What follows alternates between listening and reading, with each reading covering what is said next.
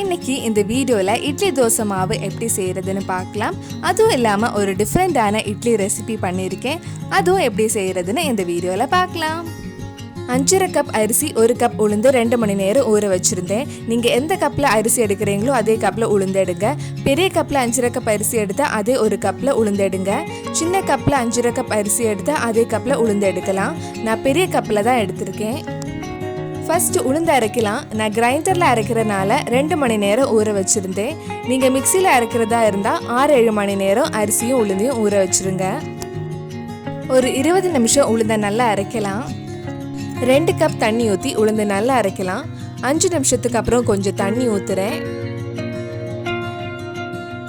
கொஞ்சம் கொஞ்சமாக தண்ணி ஊற்றி அரைங்க. 10-15 நிமிஷத்துக்கு அப்புறம் மறுபடியும் தண்ணி ஊற்றலாம். டோட்டலாக 2 கப் தண்ணி எடுத்திருக்கேன். உளுந்து நல்லா அரைஞ்சிருக்கு. இது கிரைண்டர்ல இருந்து எடுத்து இன்னொரு பாத்திரத்துக்கு மாத்தலாம். கரெக்டா 20 நிமிஷம் அரைச்சிருக்கேன். அடுத்தது அரிசி அரைக்க போறேன். அரிசி ரொம்ப நைஸா அரைக்கணும். கிட்டத்தட்ட 30 நிமிஷம் நல்லா அரைக்கலாம்.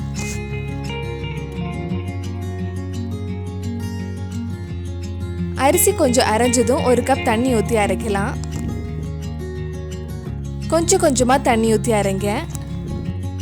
மறுபடியும் 1.5-2 கப் தண்ணி ஊற்றி அரிசி அரைக்கிறேன். டோட்டலாக 3 கப் தண்ணி எடுத்திருக்கேன். இந்த மாதிரி ரொம்ப நைஸாக அரைக்கணும். அதுக்கு ஏற்ற மாதிரி நீங்கள் தண்ணி ஊற்றிக்கோங்க. கிட்டத்தட்ட 30 நிமிஷம் அரைச்சிருக்கேன். அரிசி நல்லா அரைஞ்சதும் கிரைண்டரில் இருந்து எடுத்து உளுந்து அரைச்சி வச்சுருந்த பாத்திரத்துக்கு மாற்றலாம். 5 கப் அரிசி கிட்டத்தட்ட 1 கிலோ இருக்கும். அதுக்கு 1 கைப்பிடி அளவு கல்லுப்பு எடுத்திருக்கேன். அரிசி மாவு உளுந்த மாவு கூட நல்லா மிக்ஸ் பண்ணலாம். எப்போ இட்லி தோசை மாவு பண்ணுறப்ப மாவு விட கொஞ்சம் பெரிய பாத்திரம் எடுத்துக்கோங்க. ஒரு 10 மணி நேரத்துக்கு அப்புறம் மாவு நல்லா பொங்கி வரும். கிரைண்டர் கழுவுன தண்ணி எடுத்து வச்சுக்கோங்க. அதில் கொஞ்சம் மாவு இருக்கும். 2-3 மணி நேரத்துக்கு அப்புறம் தண்ணி நல்லா தெளிஞ்சதும் தண்ணி மாற்றிட்டு மாவு மட்டும் எடுக்கலாம். இட்லி தோசை மாவு ரெடி ஆயிடுச்சு. மாவு ஃப்ரிட்ஜில் வைக்காம 10 மணி நேரம் வெளியே வச்சிருந்தேன். இப்போ முன்னாடி இருந்ததை விட மாவு நல்லா பொங்கி இருக்கு. இந்த வீடியோ ஸ்டார்டிங்கில் சொன்ன மாதிரி ஒரு டிஃப்ரெண்டான இட்லி பண்ண போகிறேன். பயிர் இட்லி எப்படி செய்கிறதுன்னு இப்போ பார்க்கலாம். ஃபர்ஸ்ட் கொஞ்சம் உடைச்ச பாசி பயிர் எடுத்திருக்கேன். அது கூட கொஞ்சம் துருவின தேங்காயும் உங்கள் இனிப்புக்கு ஏற்ப கொஞ்சம் சர்க்கரையும் துருவி போடலாம். நல்லா மிக்ஸ் பண்ணிக்கோங்க. உடைச்ச சிறுபயிருக்கு பதிலாக பாசி பருப்பு கூட யூஸ் பண்ணலாம். இந்த உடைச்ச சிறுபயிர் வீட்டிலே வறுத்து பொடிச்சது. இந்த மாதிரி கொஞ்சம் சிறுபயிர் வறுத்து ஆறுனதுக்கு அப்புறம் மிக்சியில் பொடிச்சு வச்சா உங்களுக்கு தேவைப்படும் போது யூஸ் பண்ணிக்கலாம். சிறுபயிர் பாயசம் கூட பண்ணலாம். அது எப்படி பண்ணுறதுன்னு உங்களுக்கு இன்னொரு வீடியோவில் அப்லோட் பண்ணுறேன். சிறுபயிர் பொடிச்சதுக்கு அப்புறம் அதில் இருக்கிற தோல் எல்லாம் இந்த மாதிரி நீக்கி பயிர் மட்டும் தனியாக எடுத்து வச்சுக்கலாம். இது தேவைப்படும் போது நல்லா வாஷ் பண்ணதுக்கு அப்புறம் யூஸ் பண்ணிக்கோங்க. இப்போ பயிர் இட்லி ரெடி பண்ணலாம். நம்ம அரைச்சி வச்சிருந்த இட்லி மாவு ரெடி ஆயிருக்கு. இட்லி தட்டில் ஃபர்ஸ்ட் கொஞ்சம் மாவு ஊற்றலாம். இப்போ மாவுக்கு மேலே நம்ம ரெடி பண்ணி வச்சிருந்த பயிரை கொஞ்சம் நடுவில் வைக்கலாம். இப்போ அதுக்கு மேலே கொஞ்சம் மாவு ஊற்றி கவர் பண்ண போகிறேன். அவ்வளவுதான். இனி இது வேக வச்ச சுவையான பயிர் இட்லி ரெடி ஆயிடும். தண்ணி சூடா இருக்கு. இப்ப இட்லி தட்டை உள்ள வச்சு வேக வைக்கலாம். 5 நிமிஷத்துல சுவையான இட்லி பயிர் ரெடி ஆயிடுச்சு. இப்ப இட்லி தட்டுல இருந்து இட்லி எடுக்கலாம். மேல கொஞ்சம் தண்ணி தெளிச்சா துணியில இருந்து இட்லி ஈஸியா வந்துடும். ஹெல்த்தியான பயிர் இட்லி ரெடி ஆயிடுச்சு. நீங்களும் இட்லி பண்ணும்போது இந்த மாதிரி செஞ்சு பாருங்க. ரொம்பவே சாஃப்டா டேஸ்டியா இருக்கும்.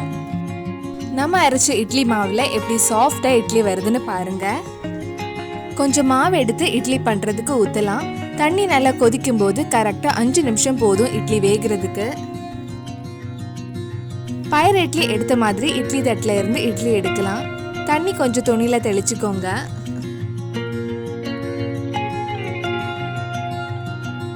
இட்லி ரெடி ஆயிடுச்சு. நீங்களும் செஞ்சு பாருங்க. ரொம்பவே சாஃப்டா இருக்கும் இந்த இட்லி.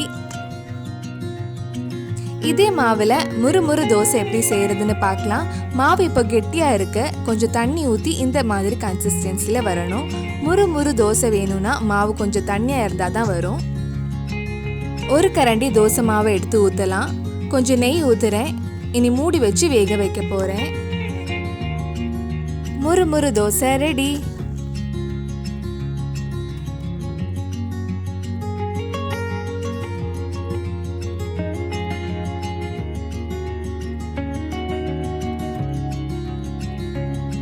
இட்லி தோசை கூட சாம்பார் எப்போதுமே சூப்பராக இருக்கும். இந்த சாம்பார் நான் எப்படி செஞ்சேன்னு உங்களுக்கு அடுத்த வீடியோவில் அப்லோட் பண்ணுறேன். ஸோ நீங்கள் இன்னும் இந்த சேனலை சப்ஸ்கிரைப் பண்ணலைன்னா மறக்காமல் சப்ஸ்கிரைப் பண்ணுங்க. தோசை நல்லா முறுமுறுன்னு இருக்க. சூடு இட்லியும் சாம்பாரும் ஒரு தனி டேஸ்ட் தான். இட்லி பூ மாதிரி ரொம்ப சாஃப்டாக இருக்கு. இந்த மாதிரி இட்லி தோசை மாவு உங்க வீட்டில் அரைச்சு பார்த்துட்டு இட்லி தோசை எப்படி வந்துன்னு கீழே கமெண்ட் பாக்ஸில் சொல்லுங்க. இந்த வீடியோ உங்களுக்கு பிடிச்சிருந்ததுன்னா லைக் பண்ணுங்க. உங்க ஃப்ரெண்ட்ஸ் அண்ட் ஃபேமிலி கூட ஷேர் பண்ணுங்க.